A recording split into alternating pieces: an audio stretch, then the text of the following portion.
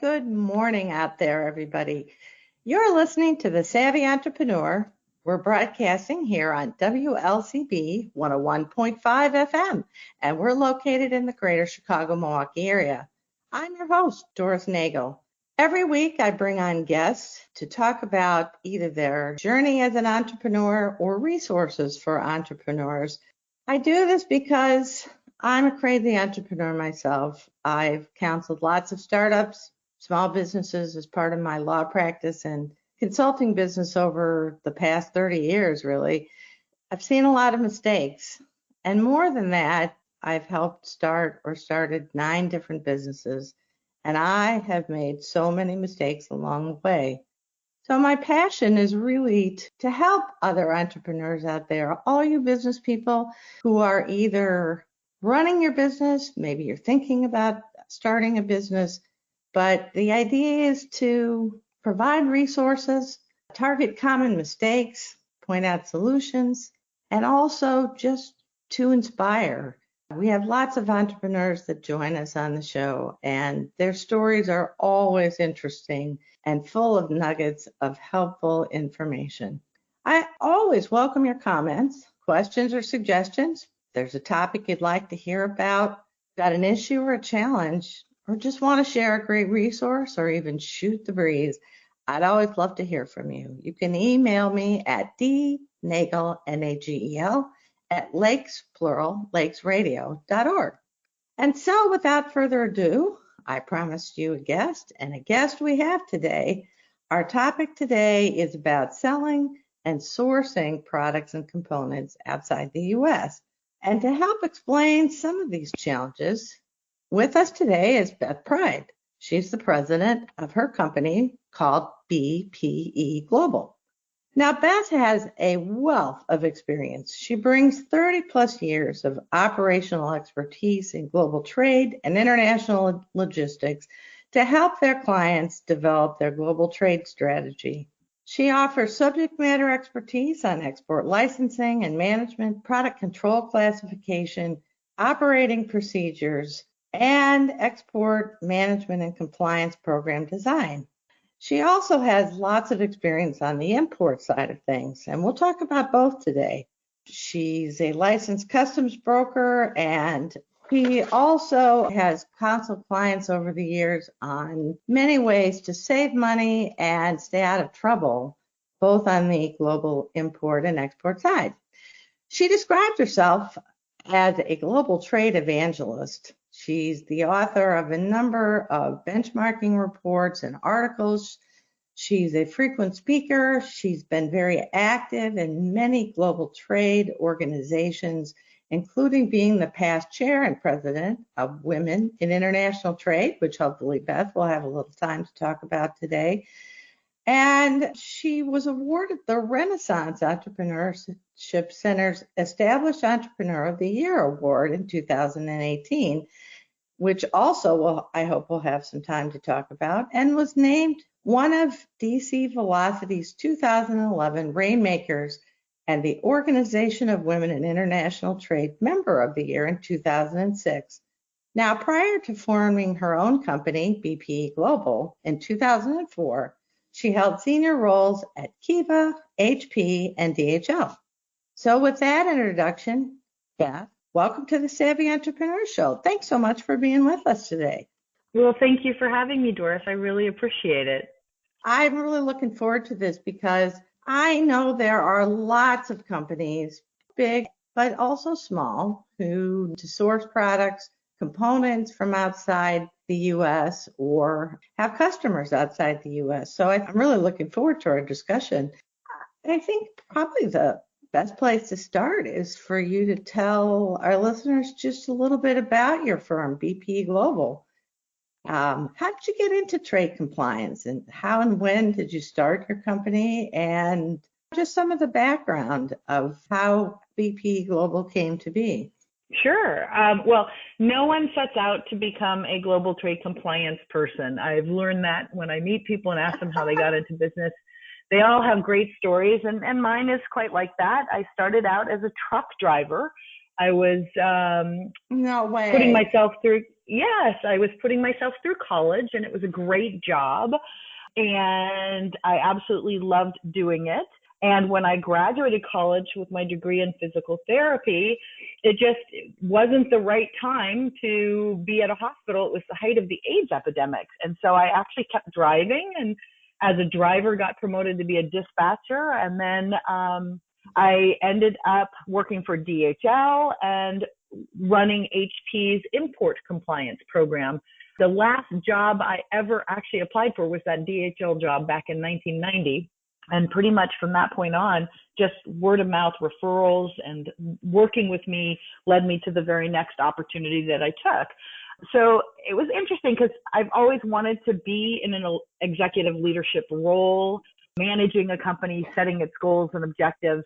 And I realized that I was not going to get that from Hewlett Packard. Hewlett Packard is a fabulous company, but I wanted to get executive leadership experience and knew I couldn't get that at HP. So I left and went to a global trade management software startup. And it was really night and day. So at HP, I could do things, and my 140,000 coworkers had no idea who I was or what I was doing. When I moved into the startup, it was just so brilliant because I felt that my actions made an impact on the business every day, and every person in the company understood that, you know, what I was doing, what my intentions were, and how it helped the company and the business. And so I ran marketing and product management for a couple global trade management startups. And the last person I ever worked for 15 years ago was my CEO. And I asked him how we were doing with regards to getting funding. We were about to run out of money. And he said, there's two reasons why we're not getting the funding. And the first reason is our product is just too expensive to make. And the second is, he said, we have too many executives. And I said, well, fire an executive. And so he fired me on the spot. And it was quite unexpected, to say the least. We had a great talk, and we decided to tell the entire team exactly word for word what the discussion was. And I went home. He called me and invited me to lunch the next day, and I took him up on it. And he told me I was ready. I was ready to run my own company. He actually even named the company BPE, and it's been 15 years, and it's been an amazing experience. So right now we're 5 women. We absolutely focus on import-export compliance only. We deal with every kind of industry under the sun, and we love what we do. What's the story behind BPE? Is BP Beth Pride, or? It's actually an even funnier story. So it was Beth Peterson Enterprises. And then in 2011, I got a divorce.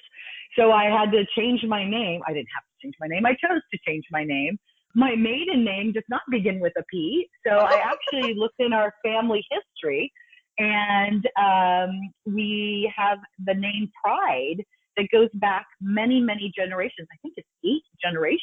And so I asked my niece, Hannah Pride, if I could take her name, and the rest is history. I became Beth Pride. The company, Beth Peterson Enterprises, we just shortened the name to BPE Global.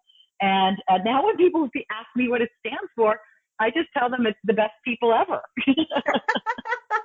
That is fantastic. And you know what I love about it is it's kind of the allegory of starting fresh, right? Completely reinventing yourself. And that's a lot of what I think being a successful entrepreneur is about. Is every week, every month, you always need to be rethinking things, tweaking things, sometimes completely reinventing what you're doing.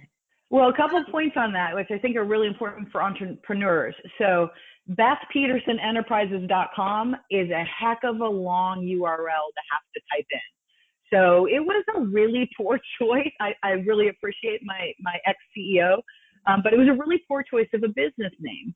And so we had already pretty much shortened the company name to BPE Global. We had changed our URL, I think it was in 2007, to BPE Global. And so it was a logical abbreviation of the company name. And so when people think about what to name their company, many people use their own names. I just would caution, if somebody has changed their names and their name might change again, they might want to use their initials instead of their full name, just for the sake of their potential customers who have to type the whole name in. Right. That's great advice. Talk a little bit about how you got started. As a small solopreneur and provider of professional services, I know from a personal standpoint how very difficult it often is to get started and to have a consistent flow of business. I'll just say personally, it's been very difficult because there are times when you've got so much work and clients who are like, I need this now. And then times when it just seems like crickets are chirping. The other mistake I know I've made is that I would get a project and I'd be so busy working on the project that I would forget about running the business. And then when the project ended, it was great money while it was there.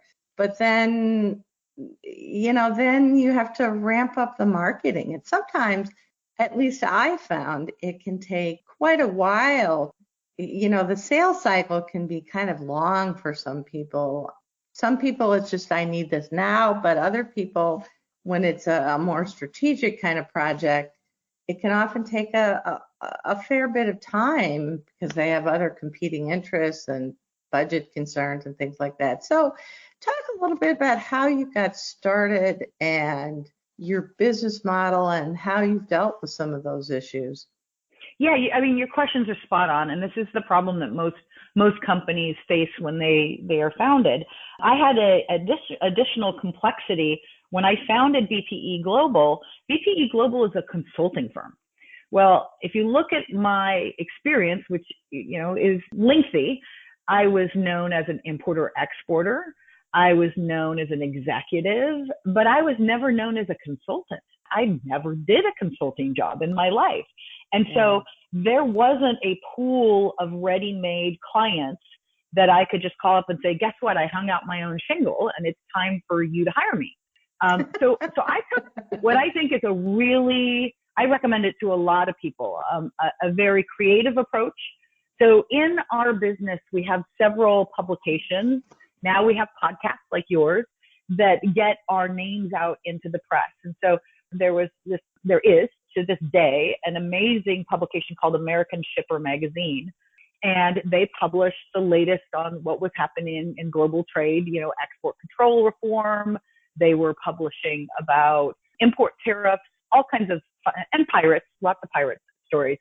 And so what I did is I actively sought out the reporters at American Shipper Magazine and got to know them. And before I would approach them, I would have thought of 3 stories, headlines that I could pitch to them, that I could talk about. Are you thinking about X? Are you thinking about Y? Are you thinking about Z? Give them my opinion, help them frame the story. And what I found is every time I ran into these reporters, I would end up with a headline. I would end up with something that I could cite and send out to my mailing list that says, Beth Pride believes you should think about this way. And that was a remarkable way to get people thinking about things and seeing my name as a consultant. Mm-hmm. And then the second thing I highly recommend is we have quite a few trade associations. Women in International Trade Northern California is one of them. The Americas Association of Exporters and Importers is another. And what I would do is I would join their leadership. So I was the secretary of WITNC, and I joined the committees, the import and the membership committee at AEI. And before I knew it, I was volunteering to run a panel at a conference or to host a committee and to facilitate a committee call. And it was just absolutely fabulous because the people who were joining those calls or coming to those panel discussions would see Beth Pride, a consultant, being introduced as an expert in the field. And I think my third client was Boeing. I stepped down off the podium after we had a great discussion on some kind of, export control regulation. I stepped down off the podium and Bruce from Boeing handed me his card and said, we need to hire you. And I got a great contract with Boeing. And so do things that allow you to get your name in the press, to market yourself. And the best way to show people how great of a performer you are is to actually volunteer and to perform. And so if you're not a member of your trade association, if you're not volunteering for committees to get the word out on what your industry cares about, think about it. It's absolutely wonderful. And then that goes to your other point is you get that great gig and that great gig happens and you get all consumed in the great gig. Well, you can't. You always have to have marketing activities going on. And so I have a marketing calendar. It's 12 quadrants. Literally every month I have to be writing an article or I have to have some kind of trade event that I am speaking at or doing a webinar or participating in.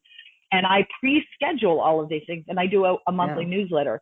And so my marketing plan is set in stone and I will constantly be beating that drum as opposed to getting sucked into a project. I forget the TV show about always be selling, but in this case, I think it's always be marketing. It's important. I think you just confirmed that. You know, there's a lot of folks out there who do import and export compliance, including government agencies who will do some of it for free. So how do you distinguish BPE Global? I mean, what is your value proposition? How do you set yourself apart from some of the competition out there? Yeah, I mean, our competition is the big accounting firms. I mean, they all have global trade compliance practices. You know, Pricewaterhouse, Deloitte, you know, we love them. They're great people, but they're massive firms. And we're a very nimble 5-woman firm. And we love global trade. We actually have fun doing our job. We are thrilled to learn about new products. So we bring a very much more informal approach to how we do it, a love of what we do. And we also, because we all came from the operations, we know how to run a multi-billion-dollar export-import operation.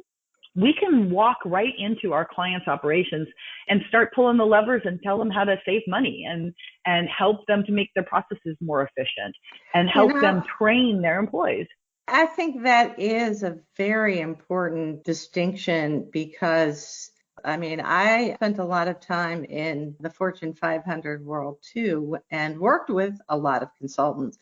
And there's a lot of great thought leadership and very, very smart people working for some of these firms. But some of their recommendations from an operational perspective are not terribly practical. I think when you come from that world and know what it's like to have a recommendation placed on you and to be told, okay, this is what you need to implement. I mean, when you are so able to put yourself in the shoes of your client, it gives you a very different perspective, I think. We recently had an experience like that, and I'm on the cusp of having a similar experience. You know, we walked into a customer and they said the government came in and they're investigating us, and they've said that we didn't have an export license for something we exported. And I just sat down and said, well, tell me about what you exported. And I classified the product. And it turns out they had misclassified the product. It didn't require an export license, but the way they read the regs wasn't the way the regs were intended to be read. And we checked out the technical parameters of the item, and it turns out no license was required. So we were able to go back to that government official that's badge out, gun waving, and say, chill, this is not what you need to be enforcing. This is something that doesn't need a license. And by the way, the client has put in all these great export compliance program procedures, so you don't have to worry about them. We're all on the same size. And it actually worked out perfectly. So again, it's not, nothing in global trade compliance should be overwhelming and the end of the world.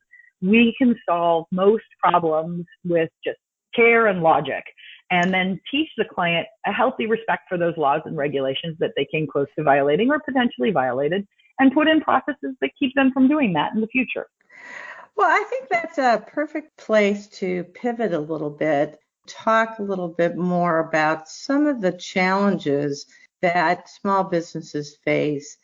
So, I'm a small business person and I'm now looking at maybe because of the cost of my product or some of the components or other supply chain issues, I probably should look at maybe sourcing some components or products from outside the US. What are some of the key things that you've seen that go into that calculation and some of the most common mistakes? hmm Well, I think everybody defaults to the most common mistake, which is, oh, it'll be cheaper to make it in China. And I think everybody can probably presume that given the current trade war right now, that might be something that you should take a double take on. But let me give you a real time example. So it's actually was one of my first clients, and they manufactured ink in Detroit, and they had a wonderful mom and pop operation. And then they decided it would be brilliant to move the ink manufacturing offshore. Now, they did not ask us, so we weren't able to sit down and talk through the implications of them moving it. They went and got local ingredients in China. They hired a team in China so that they could pay a lower labor rate.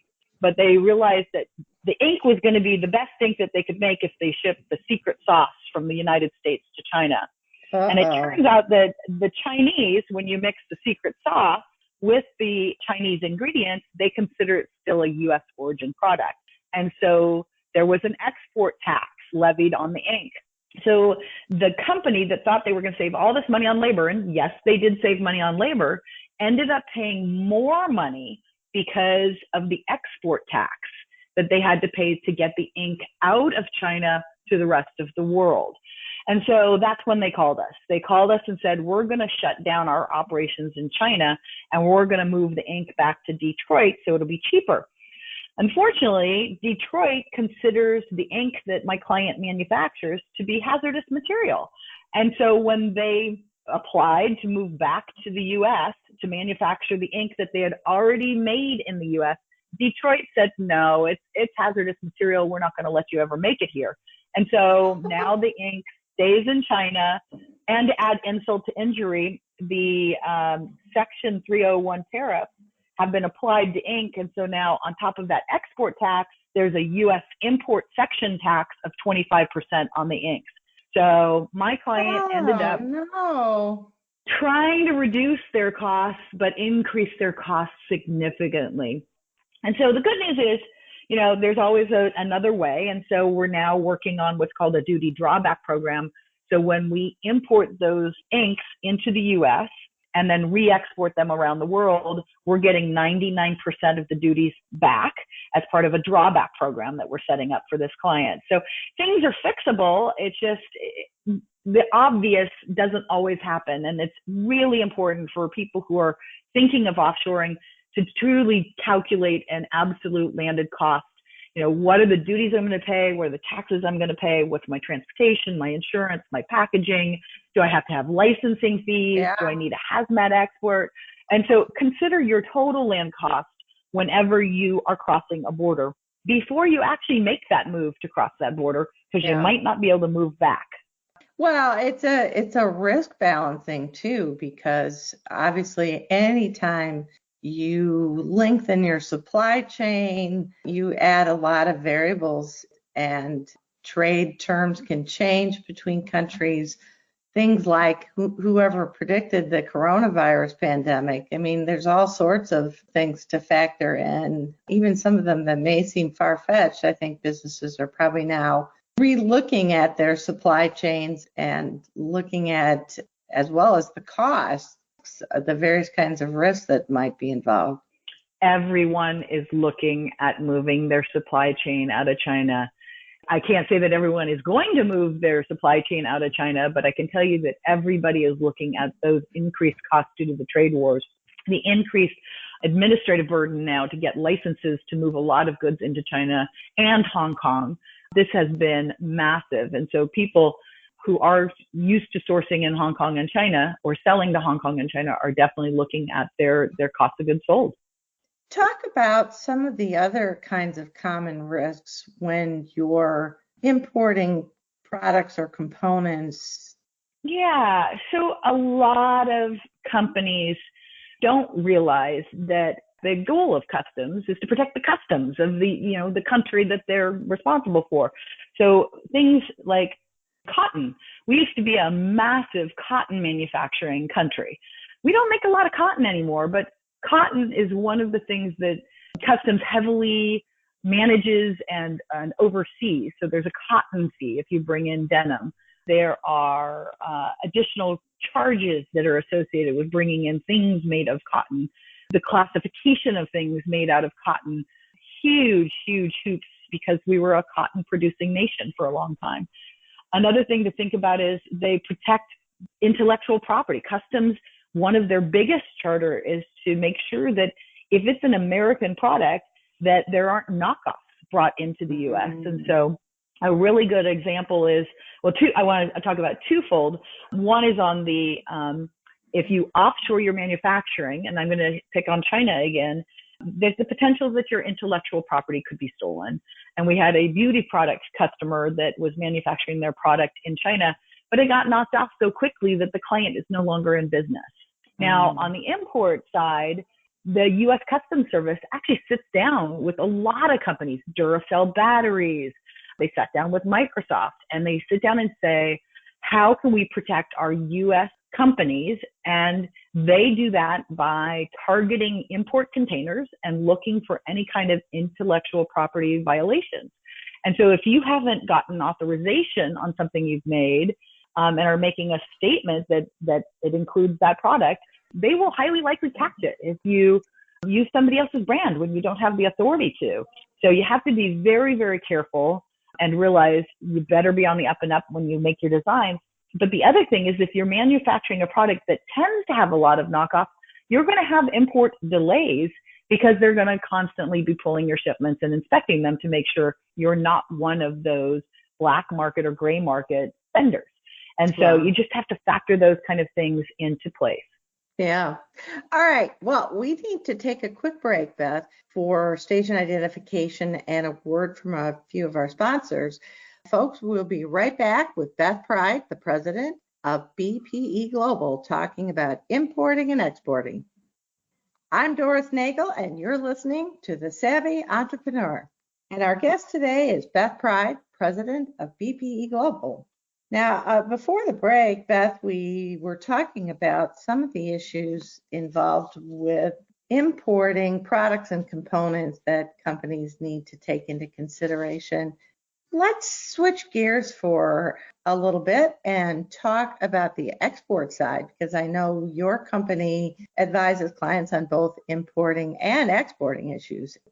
You know, there comes a point for a lot of small companies, sometimes it's right away, where a company will decide to start serving customers outside the country.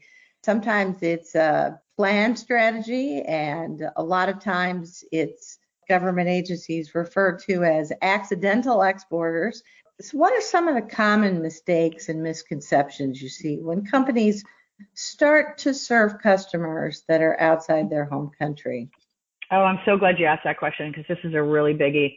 So actually, this is not even a client of ours. So the company I'm going to talk about is a graduate of the Renaissance Entrepreneurship Center in San Francisco. And they're a nonprofit that helps companies start and grow small businesses. I'm a graduate of the Renaissance Entrepreneurship Center. And so this one company, they made food that your toddler would be interested in eating. And the food was actually frozen vegetable patties. I'm not a toddler, but I heard it was great and toddlers loved it. It was selling at Whole Foods. It was selling in every major grocery store around the U.S. And they got a call from Sainsbury in the UK. And Sainsbury said, our English toddlers need your food. And so the owner of this company decided she wanted to start exporting to Sainsbury. And luckily, she remembered what I did. And so she called me and said, I've got an order, a small order of a couple dozen different flavors, and I need to get this over to Sainsbury in the UK. Well, it turns out you need a refrigerated container to move frozen food from the US to Europe. And so her couple dozen of shipments was going to turn into a multi-$1,000 shipment because they needed to procure a reefer container, a refrigerated container. Right. And so we were able to help them find a broker who moves a lot of products that needs to be refrigerated to the UK. And we were able to advise them on Incoterms. And Incoterms says who pays for what in an international trade deal. So what does the seller pay for? What does the buyer pay for? In certain terms, the buyer pays for everything. In other terms, the seller pays for everything. And Sainsbury was a very smart global trader and had negotiated with this company to use deliver duty paid, which means the seller is going to pay for everything.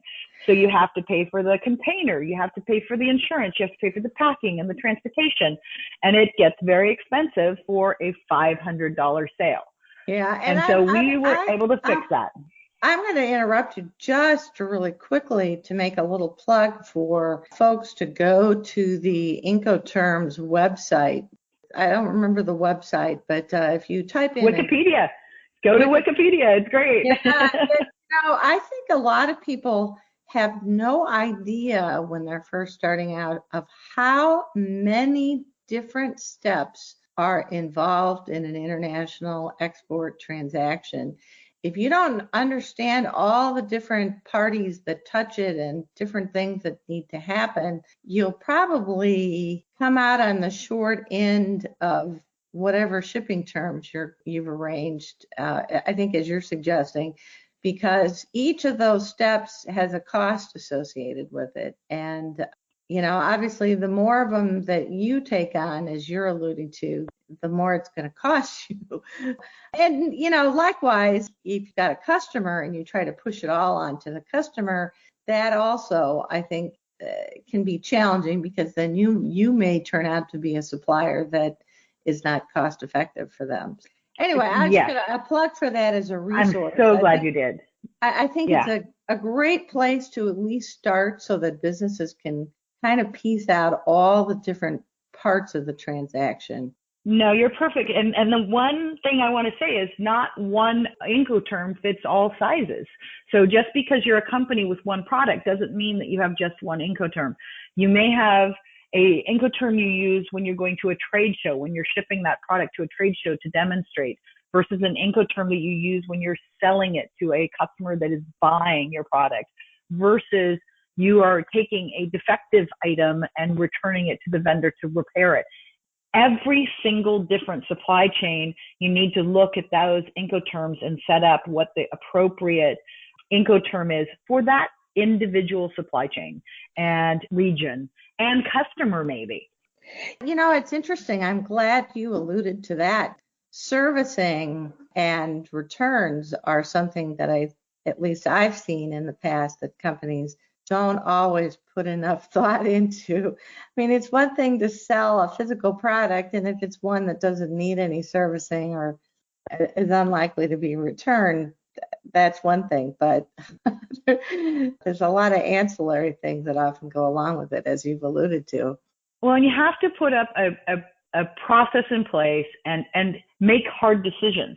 So if you have a product, is it worth repairing, or do you just send out a new copy of that product, a new version of that product, so that you don't have to pay for all the logistics and transportation and customs and duties and taxes to bring the defective, broken product back into the U.S.?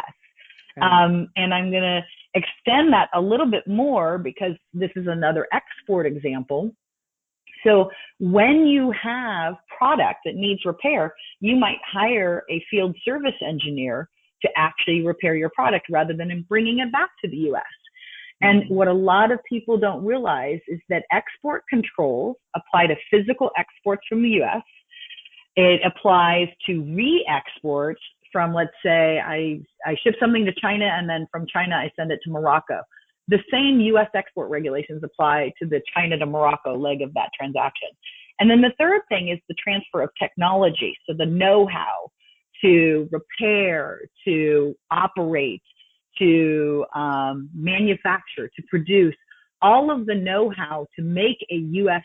controlled product applies. So if I have a field service engineer that's going down to my facility in Lebanon to fix my high-tech router, they actually may need an export license to do that work because they have know-how that is controlled and requires an export license. So you got to think about all aspects of your business, not just the first sale, but the support as well.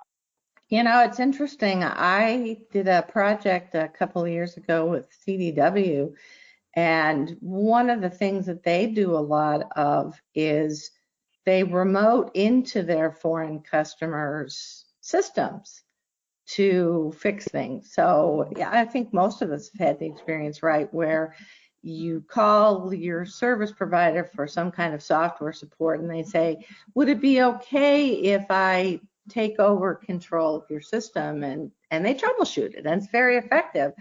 But if you are sitting in the US and you're remoting into a customer system somewhere else, that might be an export.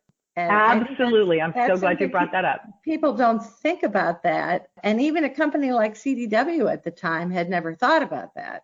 So exports crop up, I think, in lots of different ways that people don't even think about.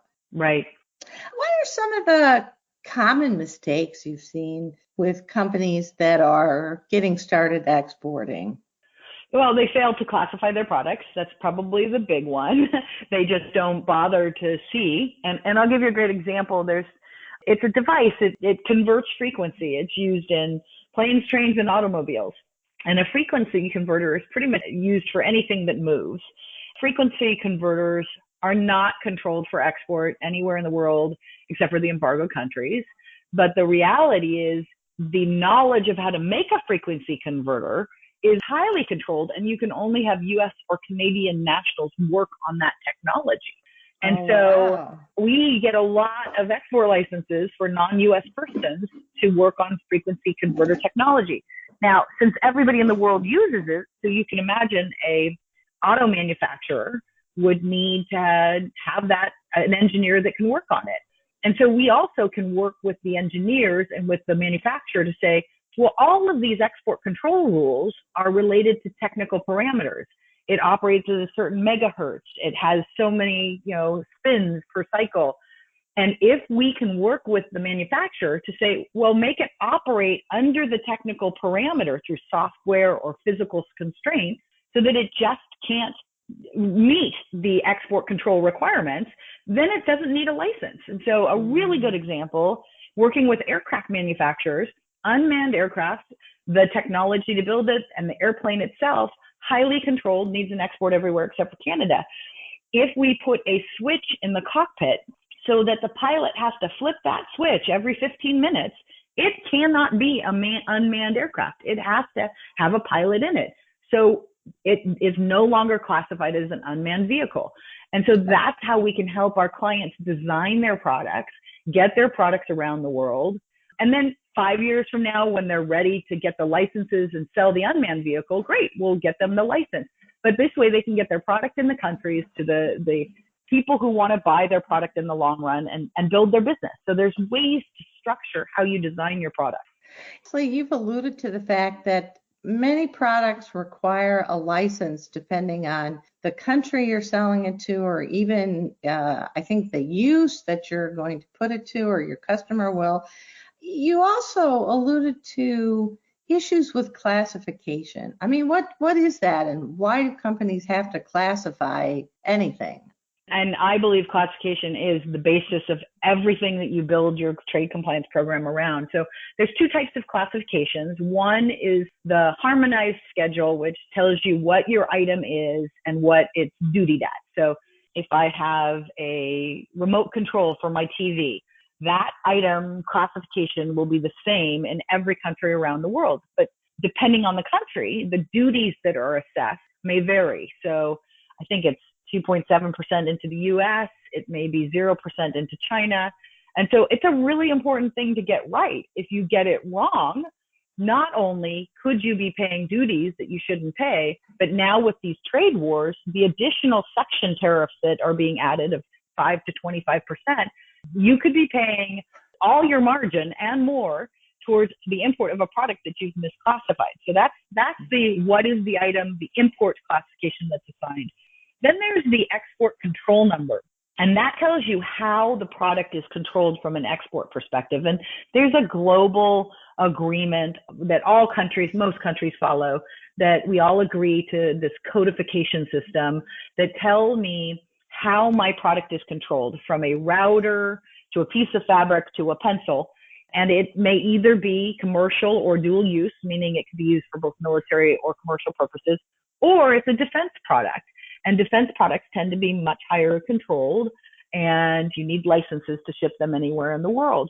And so you definitely need both of those classifications to write a marketing strategy, to write your pricing, to figure out how you're going to get your goods into a country. Because if you're making something in the U.S. that requires a U.S. export license, but your number one competition is in Taiwan, and they can get to the rest of the world without a license, I can tell you, it's a non-starter. You won't be able to compete if there isn't quality issues. So again, you got to classify your product, just like, you price your product, you figure out how to package your product. You got to figure out what the total landed cost and the license and permit requirements are for your product. So it sounds like there's a lot of moving pieces, either when you're importing or you're considering exporting. Talk a little bit about some of the best practices. What should small businesses who are just getting into either importing, exporting, what should they be doing? Landed cost. That's the bottom line, is figure out your landed cost. Know what you want to buy, where you're going to buy it from. Figure out what it's going to cost you to move it. Are you moving it ocean versus air? Figure out what your Incoterms are. What are you paying for in that transaction? What are your import clearance fees? What are your duties and your taxes? And figure that into your landed costs. When people figure out cost of goods sold, they tend to look at the bill of materials and bill of materials alone. You need to look at not only the bill of materials, but the cost for acquisition of the components of the bill of materials and the cost of fulfillment of the finished product. So expand your idea on COGS, calculate landed costs, and that will help you get around a lot of bumps that you're going to run into. If you just start buying something from China and don't realize that you need to pay a customs broker to make your customs entry, and they do a line of credit check, and there's a whole list of things you need to do. And you want to make sure you know those before you send the shipment. Well, and I'm guessing because of all the complexities, you're probably suggesting if you're trying this for the first time, you may want to get some help. This is probably not something you should attempt by yourself the first time. You should find resources to help you make sure that you're making smart decisions, because you can spend a lot of money only to find, like your ink manufacturer, for example, that you didn't spend your money very wisely. No, and you alluded to this, I think, at the very beginning of this interview. The government websites, they have buckets of free training. They have guides, importing into the USA. If you don't have a copy of that, get it. And so there are free resources where the government agencies tell you what is available. They tell you how to do it. They tell you how to classify your product. It's pretty amazing.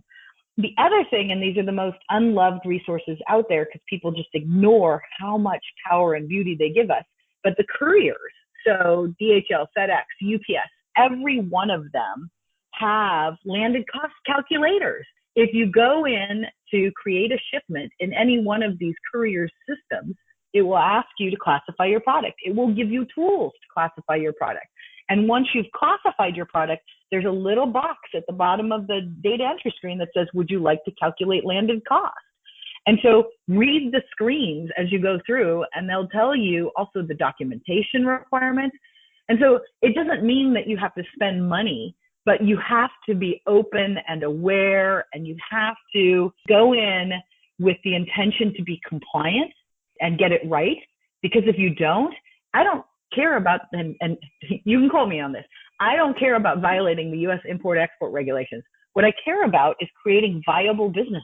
And if you're not going to comply with those rules, you're not going to be in business long enough to, reap the value of all the time and energy you put into starting your own business. And so go out there, get the help, read the screens. If you're going to ship, these tools are amazing. A couple of those couriers are our clients, and we've helped them build those tools. So, definitely use the resources that are available to you. There's a lot out there. Right. And there are experts like you to turn to if some of it's not making sense or you still have some questions that need to get reviewed or things that you need to be thinking through to make sure you've connected all the dots. Yeah, and that's a really important point. I mean, a lot of people think they have to get a full-time person to do this. In some companies, this might not be a full-time job. So hiring somebody for a couple hours who has years, decades of experience is actually better than hiring somebody to do it. We have a very big line that we give people. It's like, we're not going to move in with you. If you need us full-time, we're going to help you find somebody that can be that full-time person, and we'll train them. We're too small of a firm to take over that big of a role, but we'll take care of you if you just need us a little bit.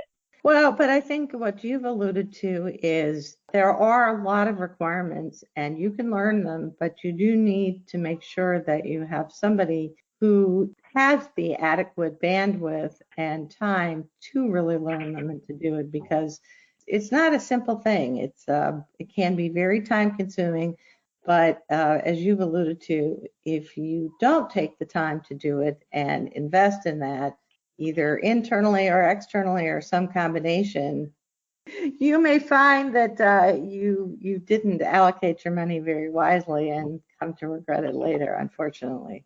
Exactly. And I actually have a story to tell that ties into that really well. So a client of ours, we were talking to her and she said, I've got to go. I just got a $4,500 FedEx bill. And I said, well, let me look at it. And it turns out it wasn't even the customs duties and taxes. It was the shipping charges. And it was a shipment that was very, very lightweight. But the person that shipped it in 3 or 4 very large boxes that were very long, very big, and they put a lot of paper in it. And the shipment, we call it dimmed out. The courier charged a dimensional weight, not the physical weight, because the boxes took up so much room in the container that it wasn't going to be profitable for them.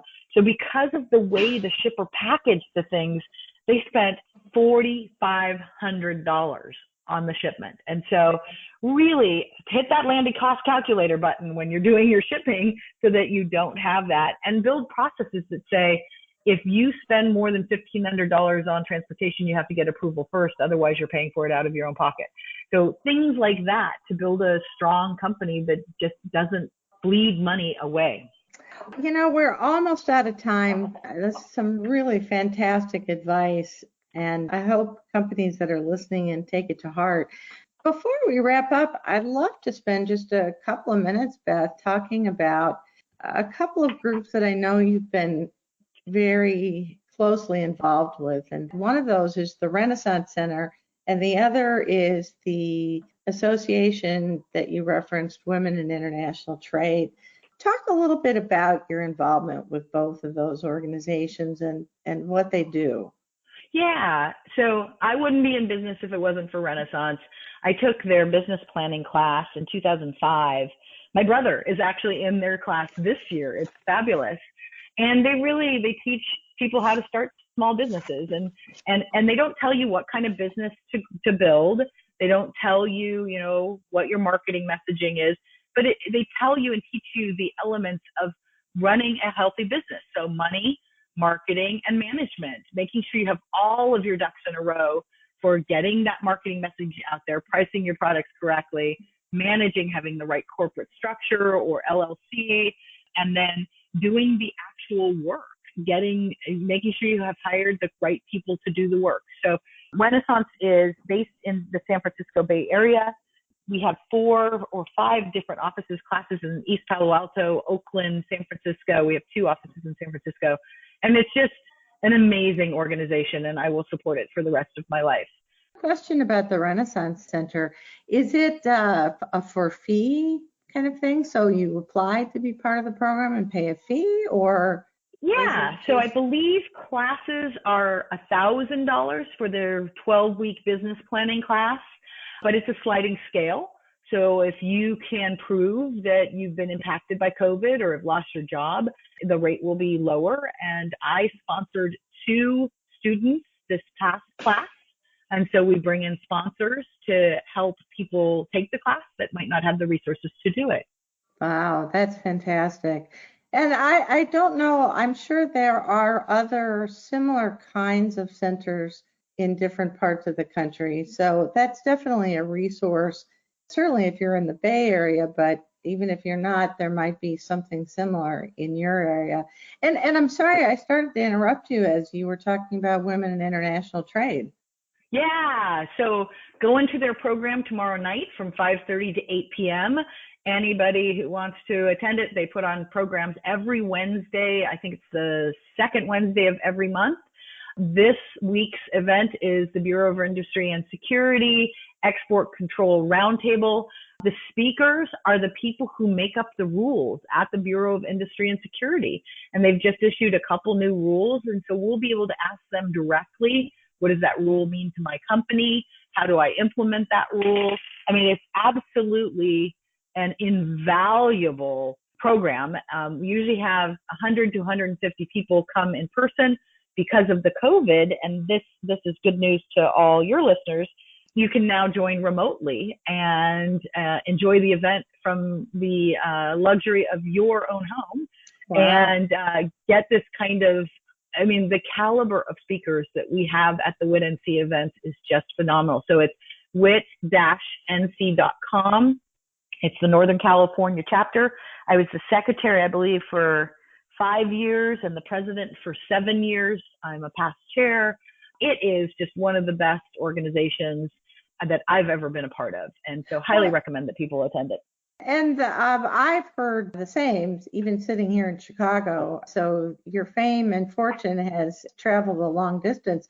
But I think the Women in International Trade it's a national organization, maybe even an international organization. It is. There are chapters elsewhere, right? There are chapters elsewhere, one in Nigeria. The strongest chapter, WIT-NC is one of the strongest chapters. There's a Chicago chapter. There's a DC chapter, which puts on multiple programs every year.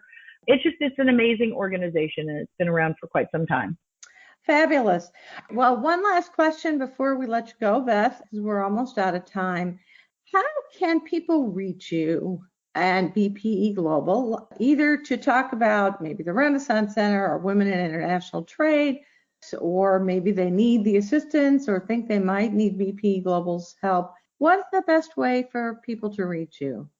Oh, they can find our website at bpeglobal.com or email me at Beth@B as in boy, P as in Peter, E as in Edward, global.com. Fantastic. Beth, thank you so much for being with us this week. It was really great having you on the show.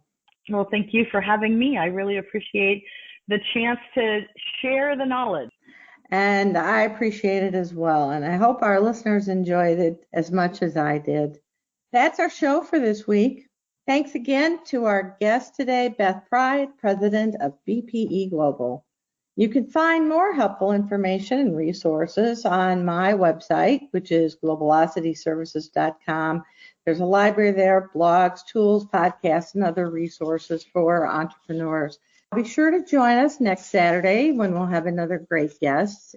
But until then, I'm Doris Nagel, wishing you happy entrepreneuring.